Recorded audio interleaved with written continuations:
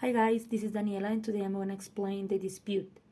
Dispute is when a customer doesn't recognize a transaction, so we have the option to complete this process just on the posted transactions. If maybe the transaction that we are talking about has any hold or is pending, we have to wait until it gets posted and then we can help the customer as fast as is possible.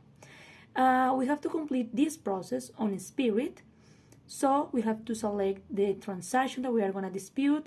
We have to verify, and this is mandatory, the mailing address and the phone number.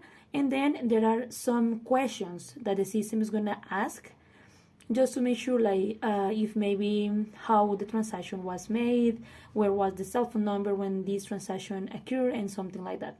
So once we have all the document like fill it up and we click on submit, the system is going to tell you how long it's going to take, if maybe the customer is going to receive a temporary credit with the same amount that the transaction that we are disputing in this case, and about the written notice. All the customers are going to receive information about this process via mailing address. So that's why it is very important for us to verify the mailing address and the phone number. In some cases, the debit card is very compromised. So immediately the system is going to shut down the debit card and is going to send a new one that is going to take within 3 and 7 business days, just to have the information safe.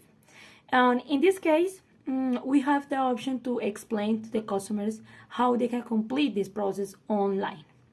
Of course, we have to explain how was the transaction made. For example, it was an ACH, it was with a debit card, it was something online like a Cash App, Amazon, or something like that, and we have to ask as much proving questions as we can, so the customer is gonna realize yes, it is a dispute or maybe not, because sometimes they provide their information to the merchants, but they just forget it. So that's why we have to complete every single question on the disputes tool. Right? It is very important. About the reference number, it is an information that appears after we click on submit.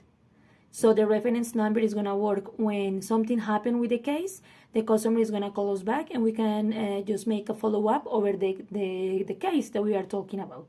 The mall deposit, when they have a hold, we have the option to release just with the loss avoidance department. They are the only ones who can help us with this. And about, we have to be very clear and be honest with the customers about how it's going to be the process, how long it's going to take, and everything. So that's why we have to have all the information clear.